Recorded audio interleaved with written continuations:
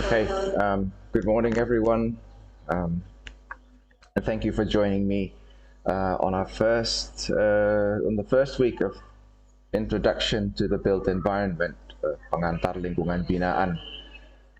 Um, initially, this class was supposed to be held offline. So we were supposed to meet in class. However, due to conflicting schedules, I had to switch I have to switch our first session online, and then I plan to I plan to hold the class offline again in the following week. But the department has issued the department has issued a lockdown until February the 23rd, I think, because of a detected case in within in the department. So I hope that everyone joining today are okay, are well, and I just hope that none of this ever befall us or anything. Don't forget to scan the QR code to mark your attendance if you haven't done so already, and we will begin shortly.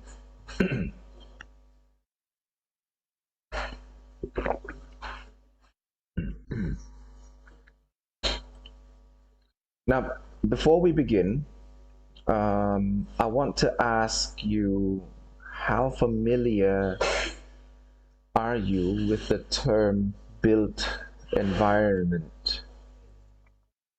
Would anyone care to share their thoughts?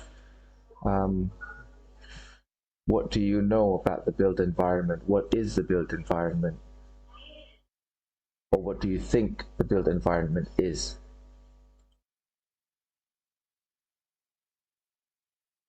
Anyone?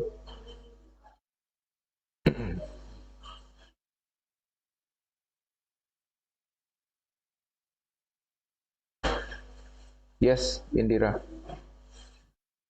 Um, Beforehand, apologies, sir. I'm having troubles with my connection, so I'm afraid I can't turn on my video, but I'll try my best to keep up. Um, Truthfully, I'm not really familiar with the term of built-in environment, but uh, based on my understanding so far, it might be an environment, a man-made environment, which is not very authentic, and it's more um yeah, it was built from scratch, not like naturally made, like the environment in few places we had in like ecosystems. So far, I think that's my best understanding about this. Thank you very much. Would anyone else care to share their thoughts?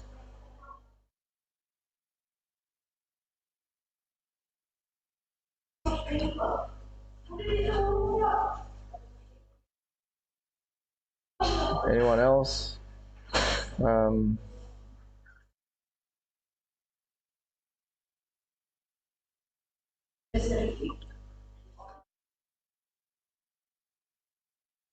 Richard, maybe? Or I'm just randomly picking out names now. Does it have to be color or just or perhaps Mas Reza, do you have any thoughts? What do you know about the built environment? Are you familiar with it?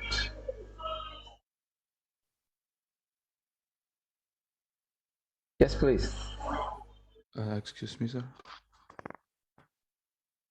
I don't think I'm familiar with what built environment meant, but in my opinion, it's an environment that has been built, whether is it a community uh,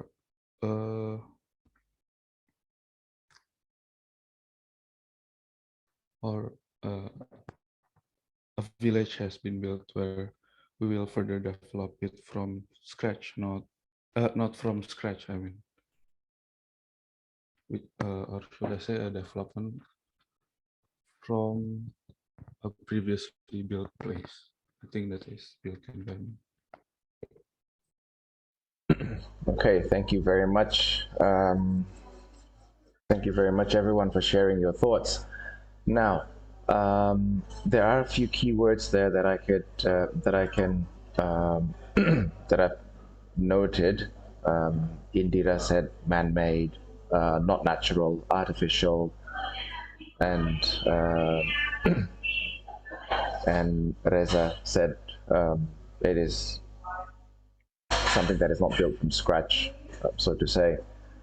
Also hinting at man-made and also hinting at something that is man-made. If we are to look at the textbook definition of built environment, which I will show you in a bit, those keywords will come into play. When we say built environment in an academic sense, in a scholarly sense, then our discipline, urban planning, and then civil engineering, architecture, product design, interior design, those make up the disciplines within the built environment. Now, the built environment, the textbook definition of the built environment is everything that is humanly made, arranged, or maintained with the purpose of. Wait. Got my pointer. Okay, everything humanly made, arranged, or maintained with the sole purpose of fulfilling human purposes, and these purposes entail all their needs, their wants, and their values. The other purpose is to mediate the overall environment, and what it is meant by mediating the overall environment is that to modify the environment, to modify the natural environment to suit our needs, wants, and values. So if someone happens to live in a very harsh environment, say extreme cold or extreme heat, then they would then modify their environment. They will then build an environment that is more suitable to their needs physically, to make their lives more comfortable, more convenient, and so on. However, that modification, the attempt to modify the environment, of course, will have results that affect the environmental context. That is why I believe that when people say, "Oh, we are trying to,"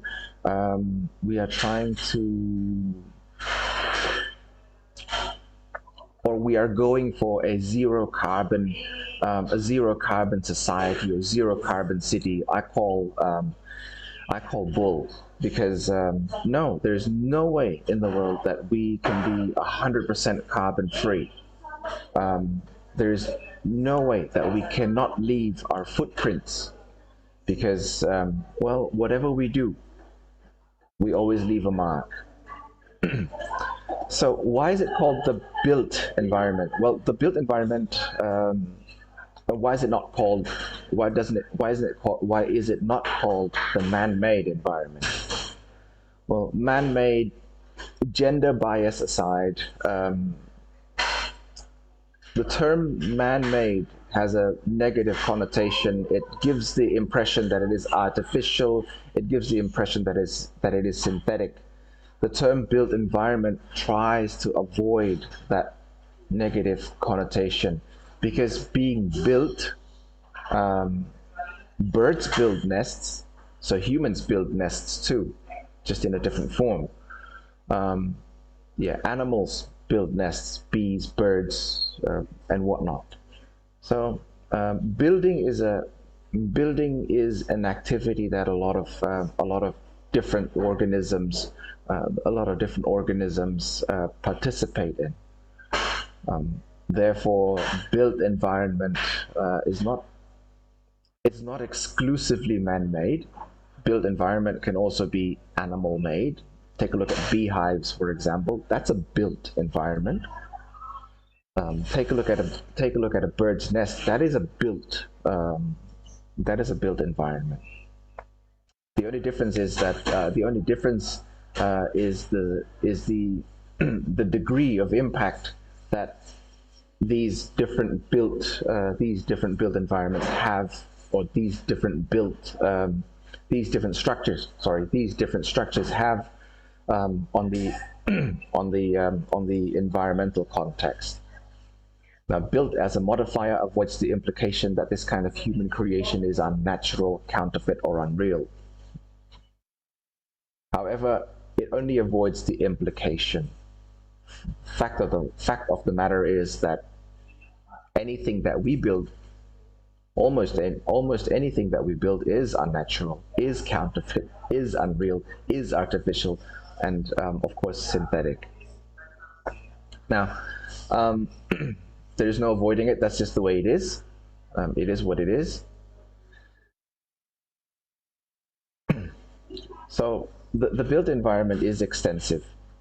It's everywhere, and it provides context. It supports all of our humanly endeavors to learn, to adapt, to grow, develop. So, in order to do all of that, we do need to modify. We do need to modify our environment to a certain extent. Traditionally, for example, if we take one activity as an example, learning. Traditionally, learning takes place within a confined space, or not doesn't necessarily to be confined, but it takes place within a space where pupils and teachers get together and they have a medium of instruction, whether it be a whiteboard or a blackboard. Nowadays, the role of the whiteboard or the blackboard has been replaced with a virtual board, with a virtual whiteboard, with a virtual blackboard, and the role of the classroom has been replaced, or has been shifted towards a more virtual platform. So that's just to provide an illustration there of how the built environment supports all of our endeavors. Sorry. The built environment is the creation of the human mind and the result of human purposes. There is always a purpose to everything, I suppose. Classrooms were built to support and to foster learning. Government buildings were built to support government activities, to support their to support their needs, to support their roles as managers, to serve their citizens. And of course, if we look at human values, then there are some structures, there are some environments that are built to reflect our culture, to reflect our faith, and generally to reflect and all other significant values, to perhaps even to reflect our history, our heritage. Take a look at temples. Some of the great temples that have been built in our country and throughout Southeast Asia. Look at Borobudur. Look at Angkor Wat. Those structures serve a purpose. purpose to they serve a religious purpose. They have cultural significance. They have historic significance. So the built environment is not there because we want it to be there, but it's there for a purpose, whether those purposes are tangible or intangible.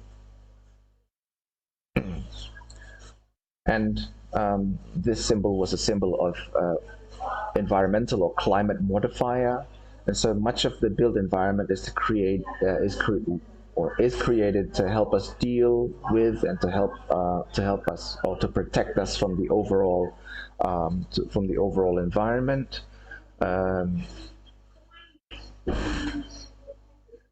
example, the normal human body temperature is around 36-37 degrees, and anything above or below that, then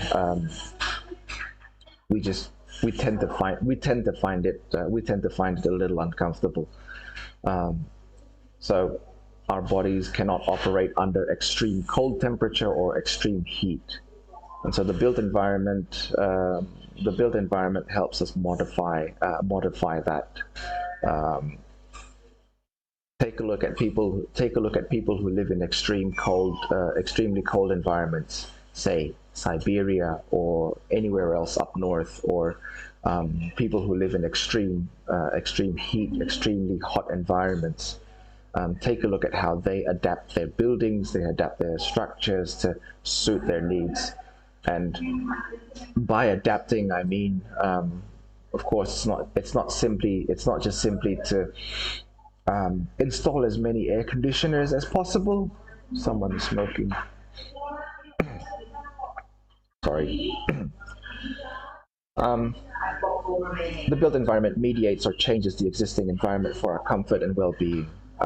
When I was studying architecture, my lecturers told me that architecture is a climate modifier. You can design buildings in a way to modify the climate to manipulate the airflow, therefore creating a more comfortable environment. Now, in architecture, at least what I was taught, is that it is good practice to manipulate airflow rather than just put an air conditioner on it, because putting an air conditioner or putting in a heater is a lazy solution to our hot and humid or temperate climate. So play with the windows, play with the ventilation system, or if it's too cold, then play with insulation instead, rather than just installing heaters and fireplaces and whatnot. Because our Indonesia doesn't get that cold really, but insulation helps with the climate modifying thing. So yeah. But as I mentioned, everything that we do, we leave a trace, we leave our footprints, we leave everything that we do has an impact. And in this course, we'll focus on the environmental impact. Of course, the built environment not only has an environmental impact, but the built environment, or anything that is man-made or humanly built, has social implications, has economic implications, environmental implications, and so on. But we'll focus mainly on how our activities or how our structures affect the natural environment, and how it affects our human environment relationship. Excuse me.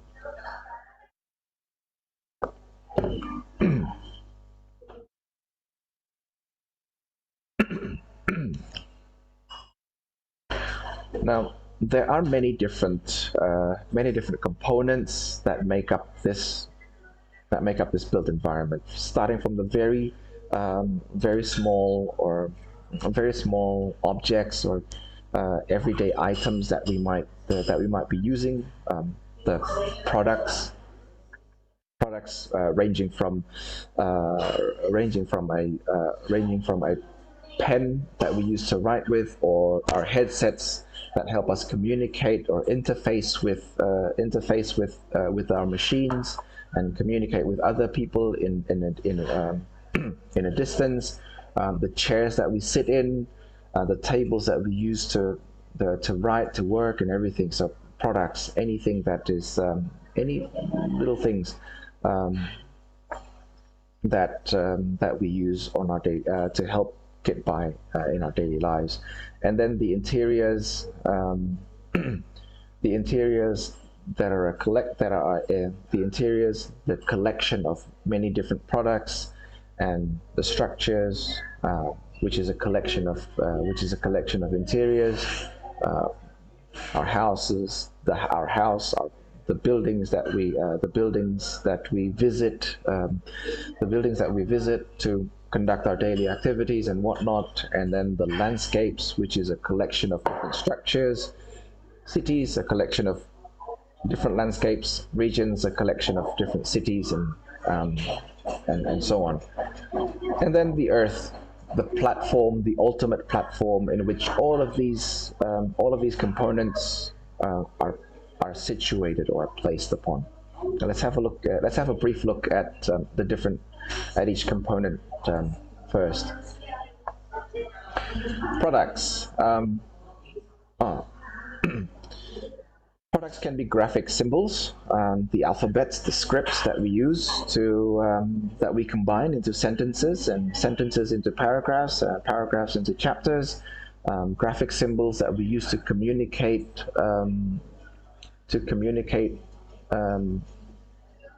verbally, although it's not oral communication. And then the tools that we use: pens, pencils, hammers, and saws to shape the build environment, and the materials that we use to build: brick, mortar, wood, concrete, steel, and so on. And the machines that we use, in our daily lives: telco, automobiles, aircrafts, and all the way to more complex machines such as spacecrafts.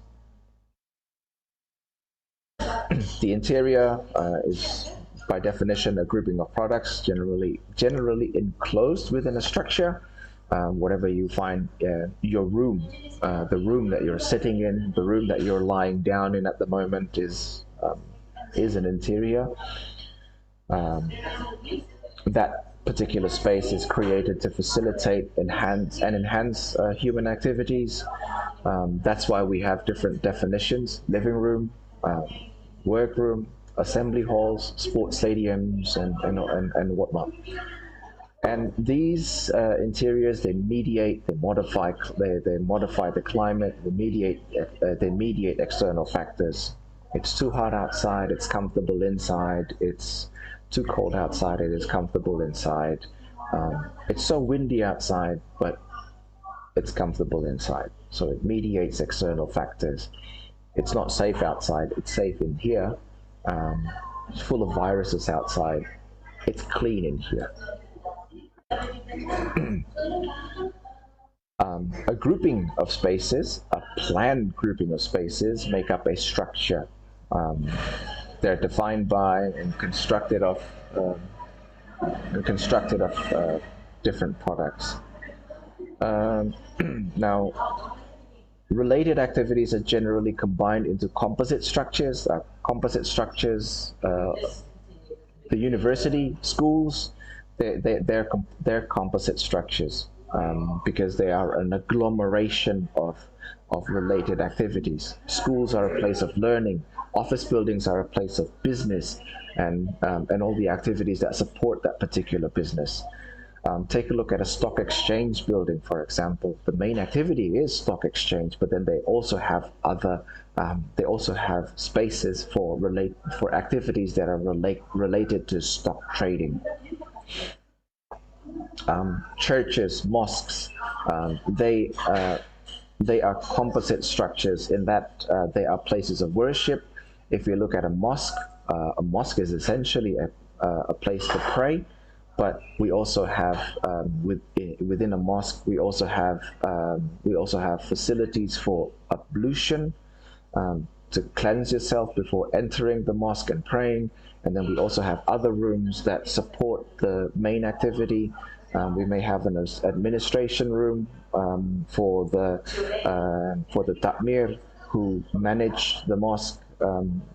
Same with churches. We have the main prayer hall where we have the altar, but we also have other spaces within. We also have other spaces within the church facility that support the main activity, and that supports the main actors that maintain and manage the facility. So all related activities are generally combined into composite structures. Even our house is a composite structure. Structures in general have both internal space and an external form. I know when we visit schools, when we look at our homes, most of the time we would probably spend a great deal of time indoors, interacting with the internal space, but the structure also has an external form. In the property sales term, this external form affects the curb appeal, and the external form or the external facade is the first thing that people notice when they arrive at a facility. You look at our department building, for example. When you first arrive, then maybe the first thing you will see would be the parking area. As you approach the department, the parking area, and you see a three-story building, three-story gray and white building,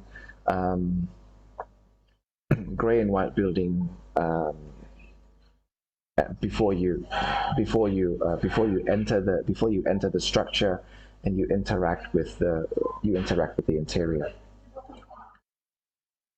Landscapes are exterior areas and or settings for planned groupings of spaces and structures, say courtyards, malls, parks, gardens, etc.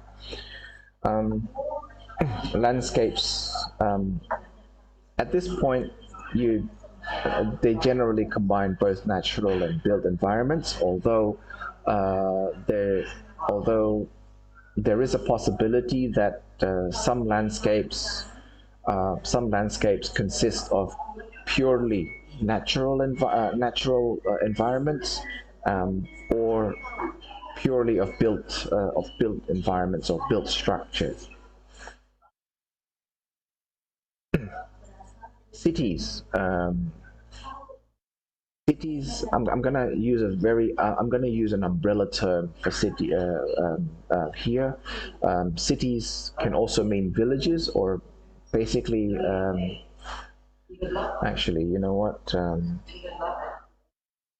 I shouldn't be using the term cities here. I think the term settlements would be more appropriate rather than cities. Because what about villages? What about other forms of human settlements? Okay, rewind. Components, settlements. Now, settlements are groupings of structures and landscapes of varying sizes and complexities. Have a look at small villages or large metropolitans. There are different groupings of structures and landscapes dotted throughout. and the groups are generally clustered together. They define a community, and these communities are defined for economic, social, cultural, and/or environmental reasons. Have a look at a city. Have a look at its subdivisions, starting from the city itself, and then the city is divided into different districts, different kecamatan, and each kecamatan is subdivided further into different kelurahan, and then each kelurahan is subdivided even further into different neighborhoods, and so on and so forth. Regions. Regions are an extension of the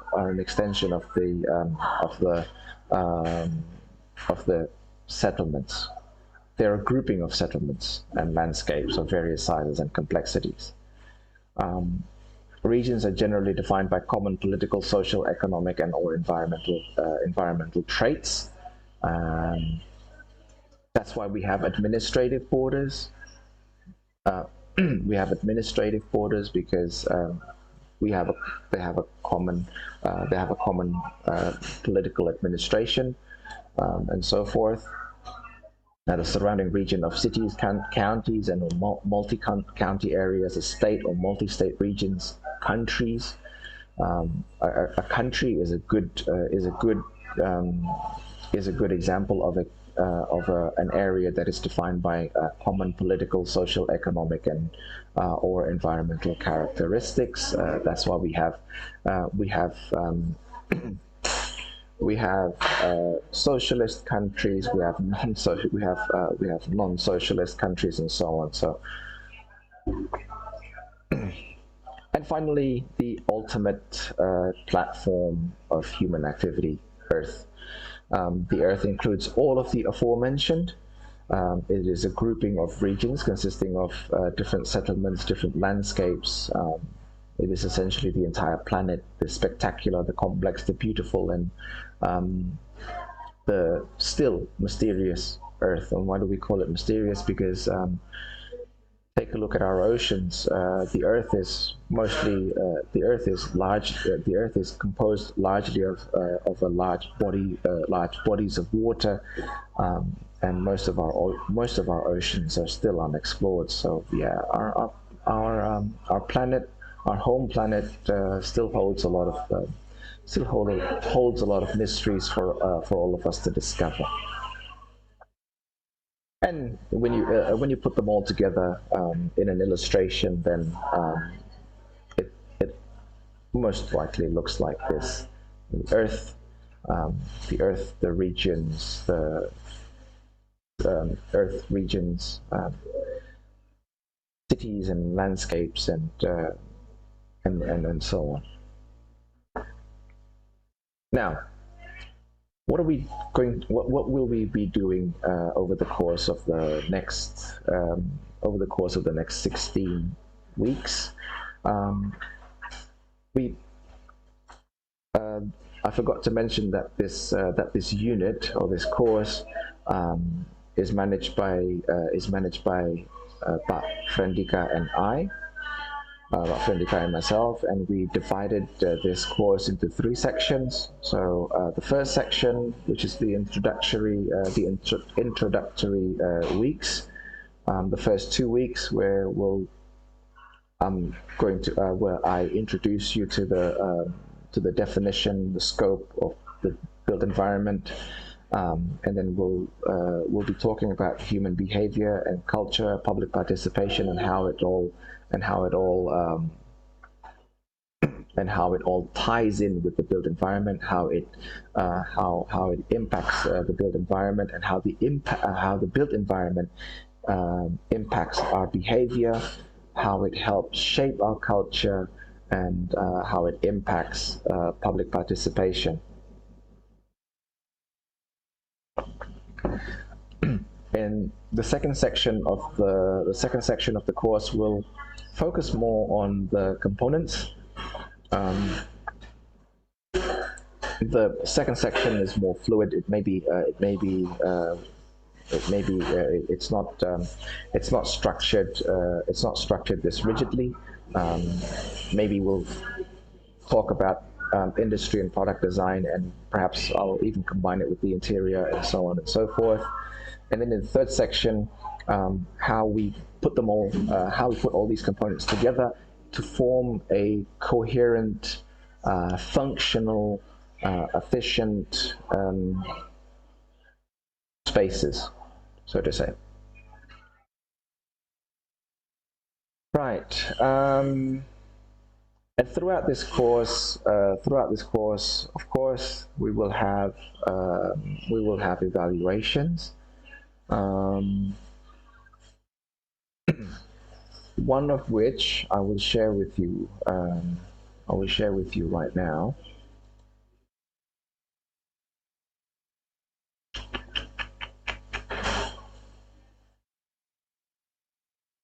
One of which is called Understanding the Built Environment. And this little exercise, I know there are 14 of you in class, so I'm gonna need about two students per group. So we will have 7 groups for this little exercise. I'm not saying we do this exercise now, but I have to update this exercise brief first, because I have to update this exercise brief because of the context and so the purpose of this activity is to help you develop your spatial and environmental awareness and your communication skills. Why do you, and this little exercise also will also sort of will not support, but will, what's that word that I'm looking for? This exercise will also tie in, will also tie in with site planning, because site planning also requires you to use those spatial and environmental awarenesses. Is that even a word? Anyways, your spatial and environmental awareness to document and to arrange the components and use that data to then plan a site. Sort of. And of course, communication skills is an essential skill, but that you use daily, and maybe even for some of us, we take our communication skills for granted. So essentially what this exercise is asking you is asking you to describe and to report your surroundings to your peers before presenting the findings to the class.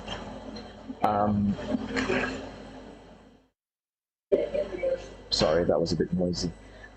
Now, essentially, the activity is divided into 2 main parts: environmental observation and reporting.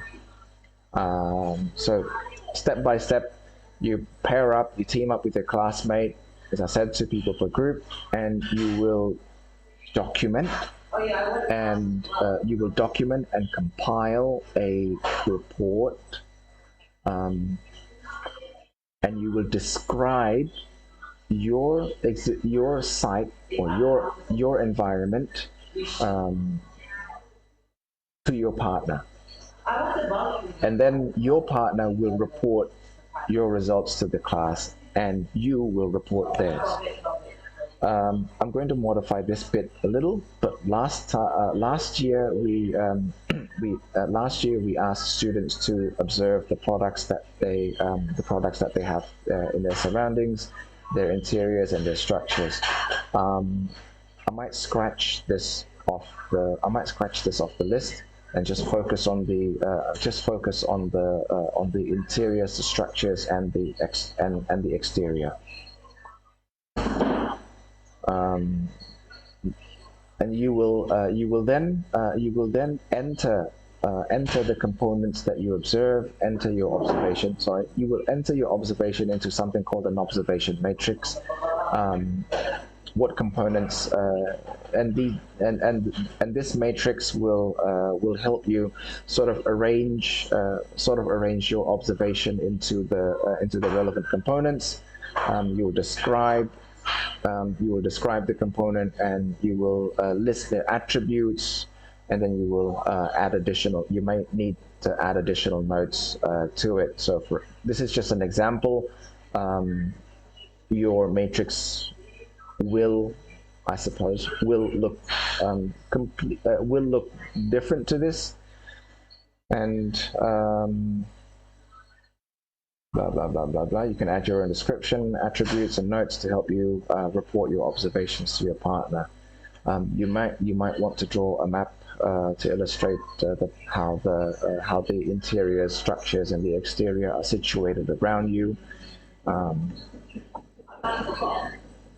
And so on. So again, I have to update this exercise brief before I can upload this to our classroom and for you to have a read through. But this is just giving you a preview of one of the forms of evaluation here. Now, this little exercise, which we will conduct after. I think a little nearer to the middle of the semester, will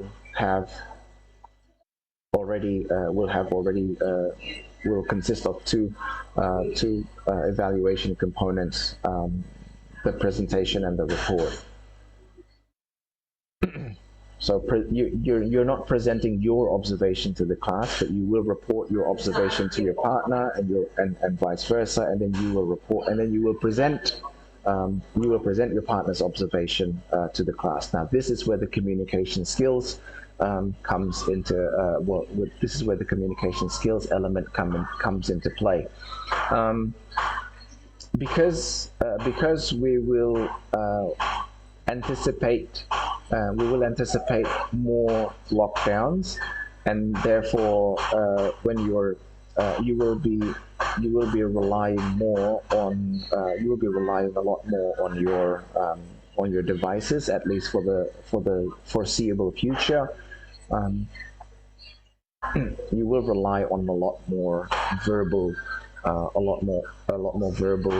data rather than direct observations. You will rely on more visual, on more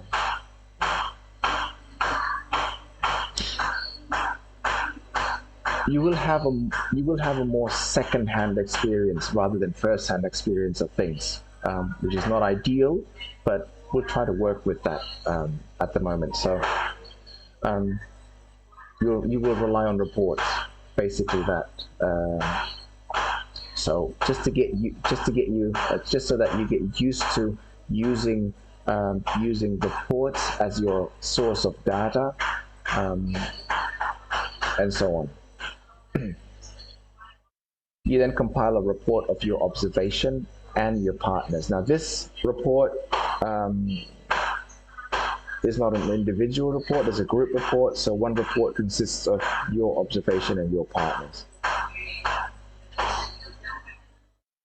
So that is one form of evaluation, and the other form of evaluation, which will make up the other two evaluation components, I have yet to finalize with Frendika, because we thought that we will be doing this class offline, and so we thought we were going to do something more hands-on, but apparently we have to think of other alternatives for that. So that is all I have for our introductory session at the moment. If you do have any questions or comments, you are more than welcome to immediately unmute yourself and speak your voice.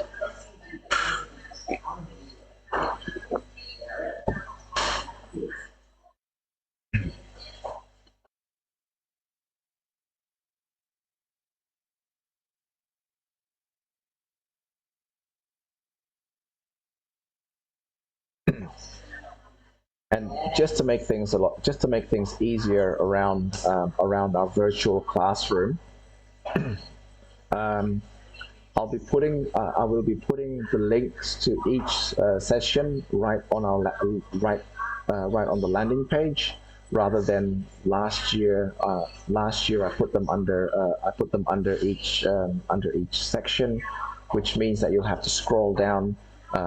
You'll have to scroll down to access the class. I'm not going to do that now. So as soon as you land on our classroom page, you will find the link there. But I will put the link to our session recordings in the relevant sections. So for that one, you'd have to scroll through. But otherwise, yeah, that's just a small change. That's just a small change to the classroom approach that you will see throughout this semester. Right. Any questions or comments?